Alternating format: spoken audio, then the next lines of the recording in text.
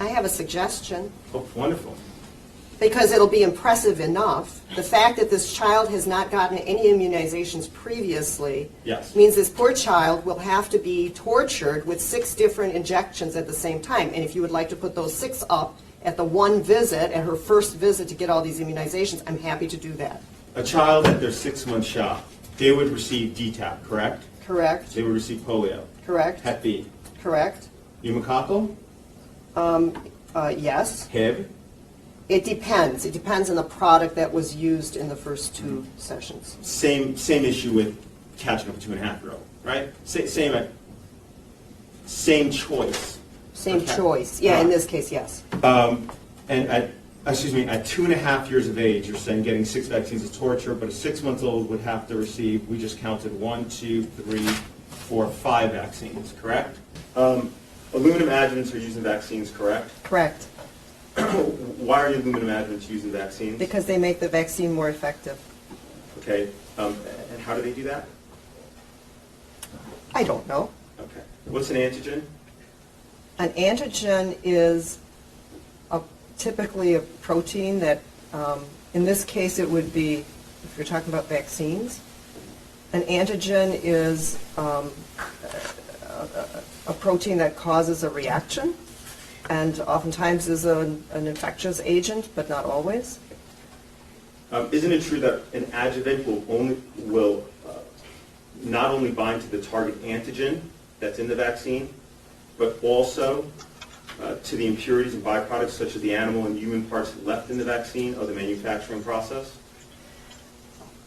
You're asking me specifics about physiology that I am not, that's not my area of expertise. But okay, so you're not aware that there's a difference between the form that aluminum, so when it's ingested, it's taken up in ionic form. When it's injected, it's in these nanoparticle forms. And in contrast, injected aluminum are nanoparticles, correct?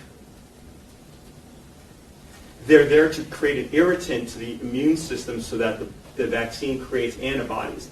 And so they're actually these nanoparticles that are in the vaccine, right? Or do you not know? You're talking about specifics that are very detailed.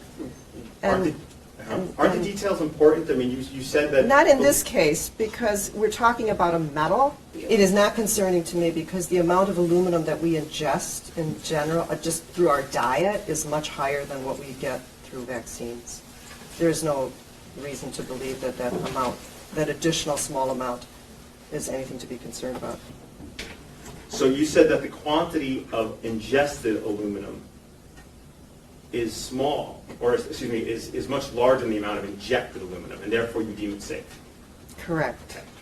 Are you aware that the FDA provides that in terms of ingested aluminum, eaten aluminum, 0.3% or less is actually taken up by the blood? Do you know that or not? Yes or no? I don't know the exact numbers, no. And that if it is, it's taken up in ionic form. Do you understand what I mean? I understand what you mean by that. That means in its smallest elemental form, that's how it's taken into the blood, right? Correct. Okay. And aluminum in ionic form is not able to cross the blood-brain barrier, correct? I am not aware that that's true. You don't know? I don't know that that's true. Okay. If you don't know, that's fine. And antigens bound to aluminum are taken up by macrophages, correct? Yes. Okay. And macrophages present the stuff they gobble up to the parts of the immune system that create antibodies, correct? I believe so. And I have not studied the actual mechanism of action. And they also travel to different parts of the body, including Correct. the brain, correct? Correct. And they'll deposit the materials they gobble up there. Isn't it true that most package inserts for most vaccines report encephalitis or encephalopathy as a reported adverse event from vaccination? I would have to look at all the package inserts to be able to say yes or no to that. It is possible, yes.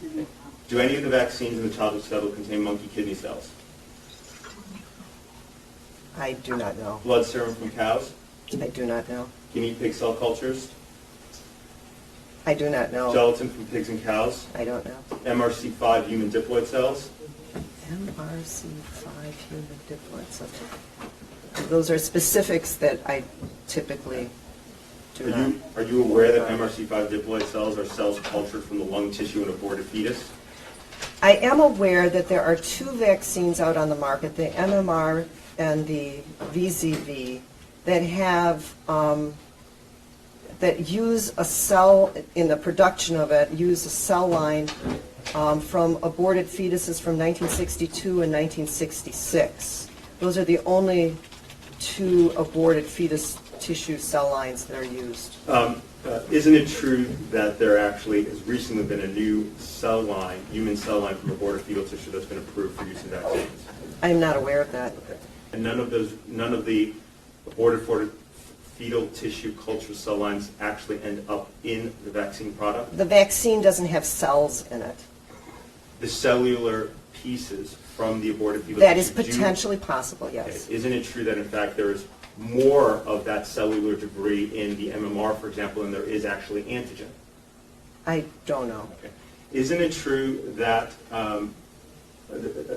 that the Havrix hepatitis A vaccine, the hepatitis A vaccine contains millions of fragments of human DNA? Possible? I don't know. Isn't it true that Varivax, the chickenpox vaccine, contains approximately 1 trillion fragments of human DNA? Again, if Dr. Plotkin says it does, then I will agree. Isn't it true these 74 aborted fetuses had almost every piece of their bodies, including skin, tongue, and heart, cut into little cubes to be used for culture? I'm not aware of any studies that Dr. Plotkin, the specifics of any studies that Dr. Plotkin did. What principles and methods did you rely upon in reaching your opinion regarding vaccine safety? I use the recommendations of the CDC and the Advisory Committee on Immunization Practices and the American Academy of Pediatrics to form an opinion about the vaccine safety. So your basis, the principal and methods that you relied upon in reaching your opinion regarding vaccine safety and vaccine efficacy are what the CDC recommends and your claim that you've seen some people die of some diseases for which there are vaccinations. Is that correct? Correct. That's the sum and total, right? And the American Academy of Pediatrics recommendations. Okay. So when you're looking at a patient and making the determination as to what vaccines they should receive, what family history factors are concerning to you? One of the big family history factors that I would take into consideration is there a history of anybody who's immune suppressed? Isn't it true that the only polio vaccine used in the United States is an activated polio vaccine, which is injected into muscle? It's an inactivated poliovirus vaccine. Right, and it's injected into muscle tissue. Correct. Okay. Versus what we used to be used as an Actually, it's not into the muscle tissue. It's given sub-Q, typically.